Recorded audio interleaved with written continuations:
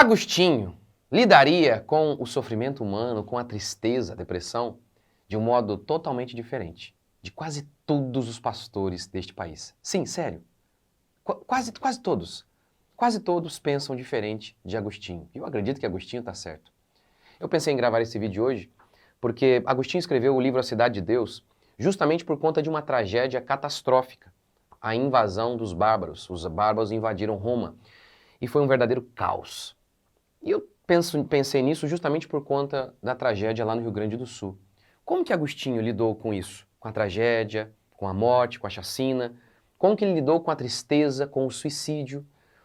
E o que ele disse em seu livro A Cidade de Deus é bem diferente de quase tudo que você ouve por aí. Quase tudo mesmo. Se você quer um mar de lucidez no meio dessa catástrofe, no meio de tantas vozes estimulando a fraqueza moral, Agostinho é um bom remédio.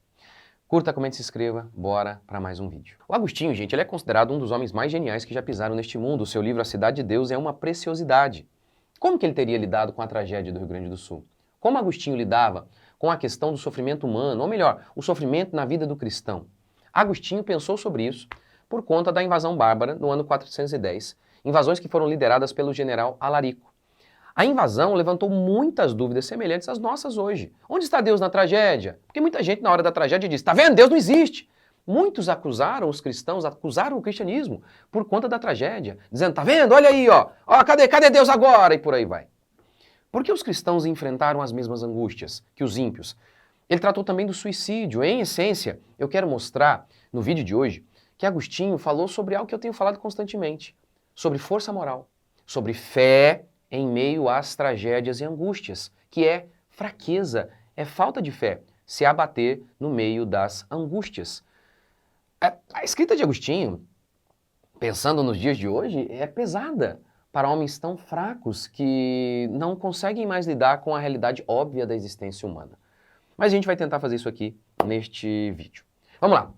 O livro, como eu acabei de dizer, o livro A Cidade de Deus foi escrito logo após as invasões bárbaras no ano 410. Agostinho resume assim, o que aconteceu naquela época? Devastações, chacinas, pilhagens, incêndio e tormentos que se acometeram na recente catástrofe de Roma foram produto dos hábitos de guerra. Tá vendo? Devastações, chacinas, foi assim, foi o caos. A primeira argumentação de Agostinho gira em torno do seguinte fato. Os romanos diziam que a culpa da queda de Roma tinha a ver com o abandono dos deuses.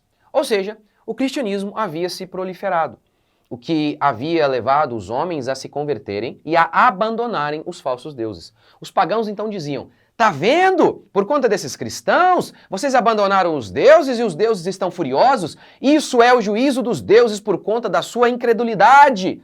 Isso é interessante porque o historiador Justo Gonzalez, por exemplo, vai dizer que os cristãos eram ateus, porque eles não tinham imagens. Isso era muito interessante. Então eles diziam, vocês são ateus, cadê o Deus de vocês? Mas enfim, essa era a acusação. A queda de Roma tem a ver com o cristianismo. Ora, hoje, no meio da catástrofe, homens podem usar a catástrofe, a tragédia, para fazerem questionamentos semelhantes. Olha, se Deus é bom, por que Deus permite isso? Eu não consigo crer que Deus exista. Como Deus pode existir? Como que um Deus bom pode existir? E nós podemos ver um bebê boiando? É o que eles dizem. Os homens sempre costumam usar a tragédia como desculpa para tentar aniquilar a fé cristã. Mas, interessante, como que Agostinho respondeu a essa acusação? A queda de Roma é por conta do cristianismo. Os cristãos são os culpados. Ele disse que foi justamente o cristianismo que trouxe salvação. Por quê? Agostinho disse assim, os que foram salvos por Cristo. O que ele queria dizer com isso? Ele se referia ao fato de que o general Alarico, ele poupou todo mundo que estava dentro das igrejas. Então ele está dizendo, tá vendo? Vocês estão dizendo aí que eles, os generais, eles mataram por conta da fé cristã, essa queda tem a ver com a fé cristã? É que nada, pelo contrário, foram justamente aqueles que eram cristãos, que estavam nas igrejas, que foram salvos. No capítulo 2, ele disse que nunca em uma guerra os vencedores pouparam os vencidos por amor aos deuses. Ele cita, por exemplo, Minerva, deusa dos gregos, que foi roubada, e aí ele dá uma alfinetadinha. O certo é que os ídolos eram defendidos pelos guardiões, em vez de serem eles defendidos pelo ídolo. É o que nós costumamos dizer. Como é que eu vou orar a uma imagem se eu que tenho que protegê-la, eu que tenho que cuidar dela? Que Deus é esse que eu que tenho que cuidar dele? Agostinho deu essa alfinetadinha aí nos Romanos e nós podemos também falar como Agostinho em relação aos ídolos e todas as religiões idólatras, como por exemplo o catolicismo. Outra pergunta respondida por Agostinho era: por que os cristãos sofreram com os ímpios durante as invasões? E a resposta de Agostinho é bem chocante para muita gente. Agostinho disse: ora, porque eles não estão totalmente livres de pecados. É muito comum citarmos Jó. Ó, tá vendo? Para de dizer que as pessoas estão sofrendo por conta de pecado. Jó, por exemplo, sofreu e não tinha pecado. Ele não estava em pecado, melhor dizendo. É verdade, Jó não estava em pecado. Mas podemos dizer que Jó ou qualquer um está completamente livre de pecado? De modo algum. 1 João declara: se dissermos que não temos pecado, nos enganamos. Portanto, parece estranha a resposta de Agostinho, mas é correta. É corretíssima. Ora, eu creio tanto nisso que nós ainda sofremos o que sofremos por conta do estado de pecado da humanidade, que quando meu filho nasceu com um caroço na cabeça, e a gente pensava que ele iria falecer, a gente perdeu o primeiro filho, e o Daniel é o segundo. Eu lembro que quando ele nasceu, eu não perguntei por que eu. Antes eu afirmei: por que não eu? Ou melhor, né? Questionei também, né? Por que não eu? Eu não estava em pecado. Mas eu poderia dizer que eu nunca pequei e que eu estou completamente livre do pecado? Ora, a morte e as doenças vêm sobre todos e, obviamente, isso por conta do nosso pecado. É impressionante como que essa percepção, isso me ajudou demais quando meu filho nasceu daquele jeito, com um caroço na cabeça, e nós pensávamos que ele iria falecer. E eu lembro que eu apenas aceitei e me humilhei dizendo: por que não eu? Mas os homens de hoje, eles acham que eles não podem ser disciplinados, eles não podem lidar com o luto, eles não podem enfrentar nada. Por que não? Nós pecamos. Pense, por exemplo, no frio excessivo. Por quê? Crentes também sofrem com o frio excessivo, que mata, ou com o calor excessivo. Nós também sofremos. Por quê? Porque pecamos. Não estamos livres dos efeitos do pecado. E é isso que parece que muitos homens se esquecem, e Agostinho nos lembra muito bem. No capítulo 8, Agostinho lida também com as desgraças de modo diferente da maioria dos pastores atuais, inclusive os bons pastores. Ele disse o seguinte: o homem bom nem se envaidece com os bens temporais, nem se deixa abater com os males. E a diferença entre ambos é que, ainda que estejam a sofrer do mesmo tormento, a virtude e o vício não se identificam. Assim, sob o fogo, o ouro brilha e a palha fumega. Que coisa, né? Ele diz que o cristão, o virtuoso, não se deixa abater com os males. Agostinho está dizendo que se abater com os males é sinônimo de vida pagã. É fraqueza moral. É engraçado que pastores modernos têm dito que isso é normal, influenciados pela psicologia, acreditando na mentira da depressão, doença e por aí vai.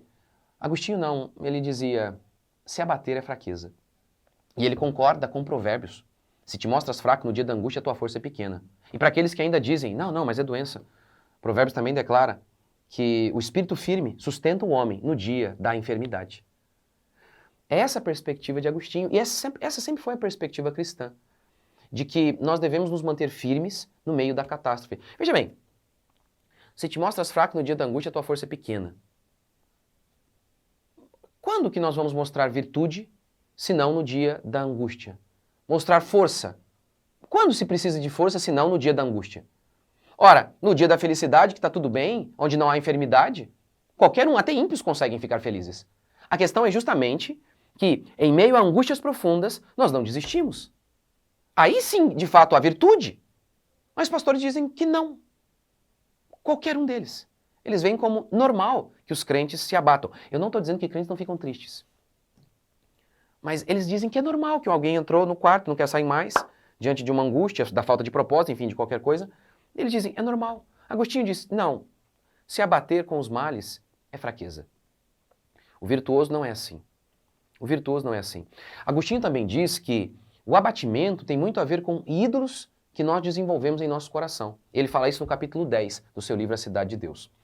Os santos nada perdem quando perdem as coisas temporais, disse Agostinho. Nas invasões bárbaras, todo mundo perdeu alguma coisa, inclusive os crentes. Mas aquele que depositou a sua esperança na riqueza espiritual não perdeu nada, disse Agostinho. Mas aquele que estava ligado aos bens terrenos, disse Agostinho. Quando os perdem, é que se apercebem até que ponto, amando-os, pecaram. Sabe por quê? Está dizendo Agostinho. Tem muita gente que ficou profundamente deprimido e não quis mais se levantar, e para ele parece que a vida acabou depois que ele perdeu os bens dele durante as invasões bárbaras. É porque amava esses bens mais do que o normal. Estava os idolatrando. Por isso entraram nesse estado de angústia profunda, de depressão profunda. Pense, por exemplo, em um parente. É normal perder um parente e ficarmos tristes. É normal ficarmos tristes quando perdemos um parente. É a coisa mais normal do mundo. Mas se você fica triste ao ponto de não mais levantar, você fez desse seu parente um ídolo. E aí, você amou mais do que o ponto, até mais do que o que era necessário. Se apercebem até que ponto, amando-os, pecaram, dizia Agostinho. Por fim, Agostinho lida com o suicídio. Havia pessoas cometendo suicídio por conta do tamanho do sofrimento que passaram. E entre os romanos, muitas pessoas estavam tratando isso como algo virtuoso. Ele cita o exemplo de Lucrécia. Em História de Roma, Tito Livio narra o estupro de Lucrécia. Vários homens enalteciam suas esposas. Colatino dizia que sua esposa, Lucrécia, era a mais virtuosa de todas. E todos, então, decidiram voltar para casa e surpreender as suas esposas, chegando de surpresa para ver se as pegariam em alguma falta. E enquanto as outras estavam em festas, Lucrécia agia como uma legítima virtuosa, tecia lã tarde da noite, à luz das lamparinas. Por isso ela era o exemplo da virtude. Mas Lucrécia foi violentada. Mas ela disse, meu corpo foi violentado, mas meu espírito é inocente. Minha morte será minha testemunha. E ela, por ter sido violentada, tirou a própria vida. Os romanos a louvavam por seu suicídio.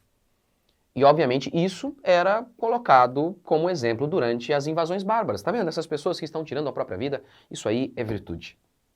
Agostinho discordava. Ele dizia que ela foi homicida de uma pessoa inocente e casta.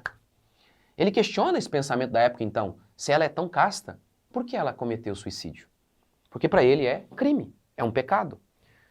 Ele passa a exaltar as mulheres cristãs, que ao serem violentadas, elas não cometeram crime contra si mesmas. Agostinho argumenta que não há nada honroso e justo em matar uma pessoa inocente. E o suicida, no caso a Lucrécia, ela estaria matando uma pessoa inocente, que ela era ela mesma no caso. Isso é muito interessante porque Agostinho via então que a virtude estaria em suportar os sofrimentos, não em sucumbir a eles. Bem diferente dos pastores atuais. Bem diferente dos pastores atuais. Mesmo diante do suicídio, Agostinho diz isso, não é muito pesado, mas é isso, justamente isso que nos incentiva a não tirarmos a própria vida, a não entrarmos num quarto e nos entregarmos. Por quê? Porque em toda a história humana, isso sempre foi o normal. Se estimula as pessoas à força moral, em meio às angústias. Não se diz para elas, é normal, entrem no quarto, é normal, faz parte, e chamam de doença. É justamente isso que faz com que as pessoas não se levantem mais dali. É chamar de virtude a força. E chamar de pecado a fraqueza. Foi assim que os homens de Deus lidaram com o sofrimento humano ao longo de toda a história. Não ajuda, de forma alguma, o discurso dos pastores de hoje, influenciados pela psicologia. Eu quero encerrar contando uma história de um livro chamado Fora de Série. Talvez você que me acompanha já ouviu essa história. Nesse livro narra-se a história de duas famílias, lá nos primórdios dos Estados Unidos, duas famílias que viviam em guerra. Um homem levou um tiro e voltou para casa gritando muito. Nessa hora a mãe dele olhou para ele e falou, pare! Pare de fazer assim. Morra como um homem. Morra como seu irmão morreu. Aquele homem parou de chorar histericamente e morreu em silêncio. Que coisa. Que mulher. Que mulher honrosa. Eu sei, hoje não há virtude em contar uma história dessa. Os pastores de hoje, ao invés de estimularem os homens a serem fortes e a morrerem com honra, a suportarem os sofrimentos, eles dizem que é normal, influenciados pela psicologia, eles dizem que Entrar no quarto, não querer sair mais é normal. É normal. É verdade, ficar triste, angustiado, às vezes por meses, faz parte da vida. O que não faz parte é achar que é normal se entregar. É falta de virtude, como diria Agostinho. E Agostinho disse isso em meio a uma catástrofe, a uma tragédia. Agostinho é um desses que crê, como Provérbios, que eu acabei de citar para vocês. Se te mostras fraco no dia da angústia, a tua força é pequena. O que nós mais precisamos em dias de tragédia, de sofrimento humano, de angústia, é justamente ter esse ideal de virtude, a força como uma virtude. Entender que é fraqueza, é pecado se entregar. Não é pecado ficar profundamente triste, às vezes até por meses. Mas é errado achar que é normal, chamar de doença ou qualquer outra coisa, entrar no quarto e desistir. Não há nada de virtuoso nisso. Se te mostras fraco no dia da angústia, tua força é pequena. O que a gente realmente precisa é de alguém como Agostinho. Se você se abate com os males, você é um pagão, disse Agostinho. A virtude não se envaidece com os bens, nem se abate com os males. Agostinho continua sendo muito atual para uma geração de homens fracos que sucumbem diante de qualquer coisa. Força. É disso que nós precisamos. De força, de fé, para enfrentarmos os sofrimentos. Deus abençoe.